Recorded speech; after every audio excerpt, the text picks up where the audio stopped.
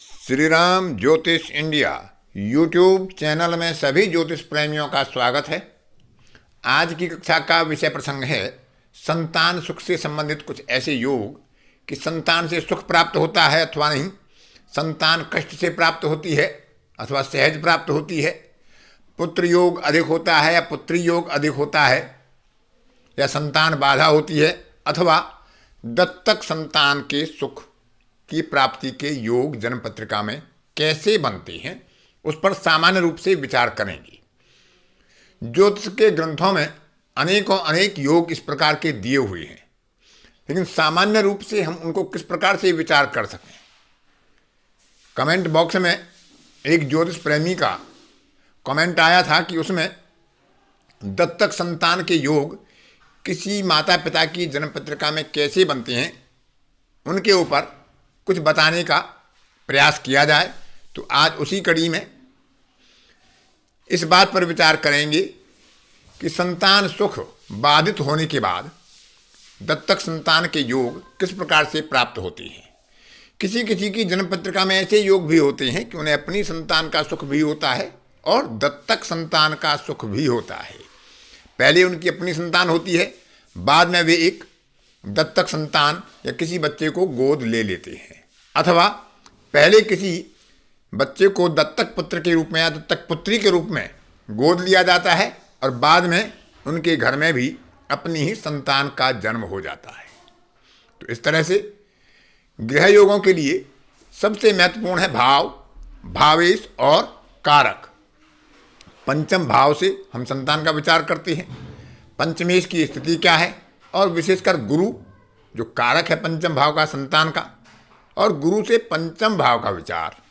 अवश्य करना चाहिए, क्योंकि कारक का महत्व भाव और भावेश से कहीं अधिक होता है। कभी कभी भाव और भावेश शुद्ध होते हैं, लेकिन कारक पीड़ित होता है, कारक से भाव पीड़ित होता है,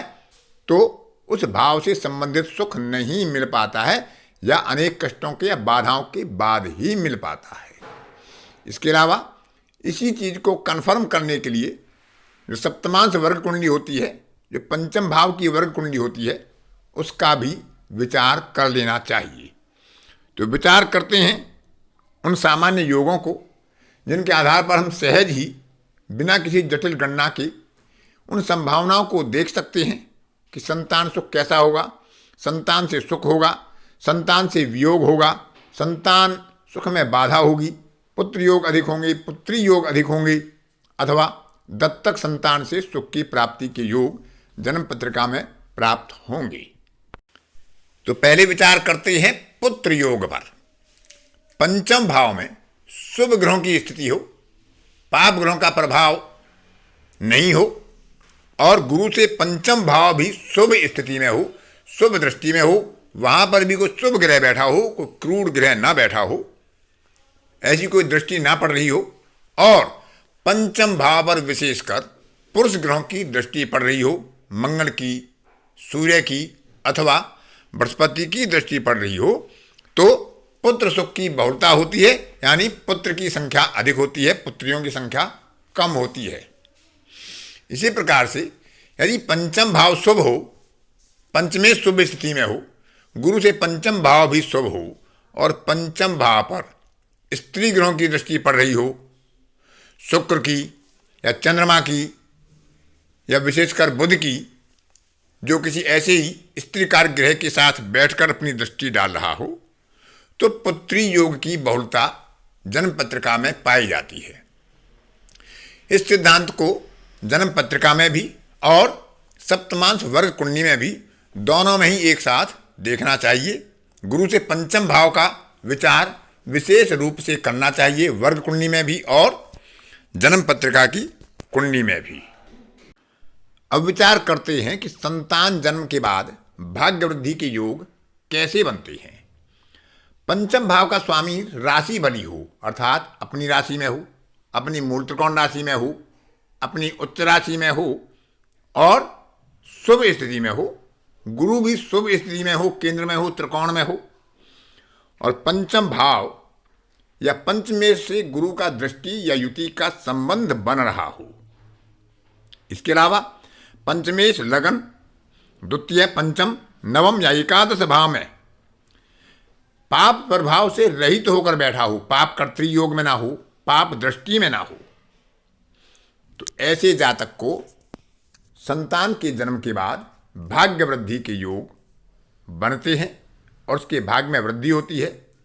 उसके नाम, यश, प्रतिष्ठा और कर्म क्षेत्र में उसे प्रगति प्राप्त होती है। लेकिन इसमें यह आवश्यक है कि पंचम भाव यानी संतान के कारक पंचम भाव और पंचमेश पर गुलिक, राहु अथवा शनि का कोई विशेष प्रभाव दृष्टि या युति के द्वारा ना बन रहा हो, क्योंकि राहु, शनि और गुलिक का प्रभाव होने पर उपरोक्त योग में कमी आ जाती है। अब विचार करते हैं ऐसी स्थिति पर जब जातक को स्वयं की संतान ना होने पर या स्वयं की संतान होने पर भी किसी अन्य की संतान को दत्तक संतान के रूप में गोद लिया जाता है। तो ऐसी स्थिति तभी निर्माण होती है कि जब पंचम भाव में शनि या बुध की राशि हो, यानी मिथुन राशि हो, कन्या राशि हो, मकर राशि हो या कुंभ राशि हो, और वहां पर दृष्टि के द्वारा या स्थिति के द्वारा शनि और गुलिक का प्रभाव पड़ रहा हो। यही स्थिति पंचमेश पर हो सकती है, पंचमेश के साथ गुरु से पंचम भाव पर हो सकती है। जो गुरु से पंचम भाव है, यदि वहां पर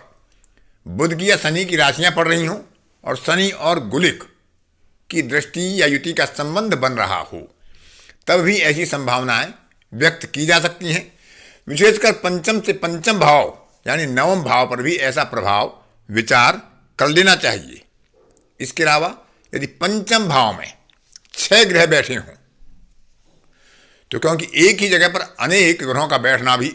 शुभ नहीं माना जाता है, उस भाव की हानि ही करता है। तो ऐसी स्थिति में भी दत्तक संतान के योग बन जाते हैं। पंचम भाव में गुरु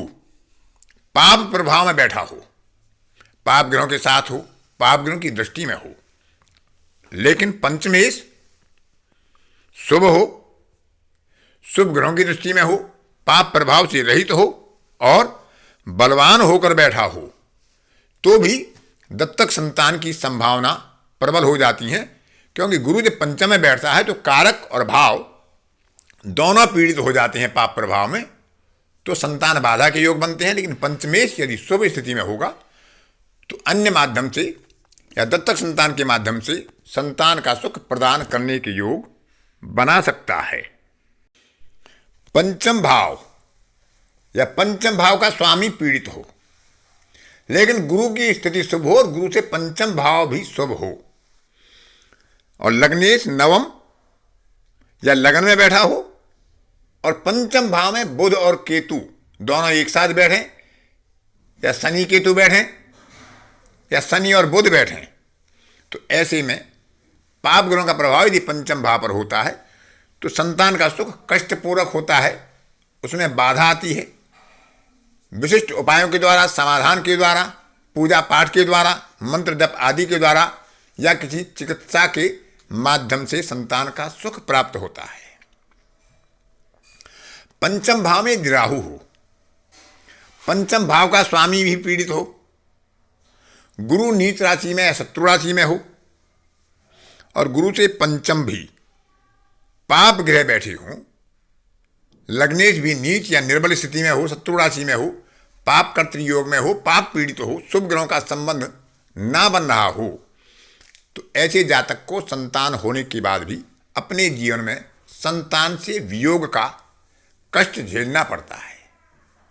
संतान की अल्पकाल में मृत्यु हो सकती है अथवा संतान माता पिता से दूर जा सकती है, यानी संतान से उन्हें सुख प्राप्त नहीं हो पाता है, संतान का लंबा सुख उन्हें प्राप्त नहीं हो पाता है। तो इस तरह से जो योग बताए गए हैं उन्हें आप विचार कर सकते हैं।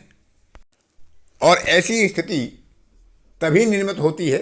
जब संबंधित ग्रहों की जो योग बना रहे हों उनकी दशा अंतरदशा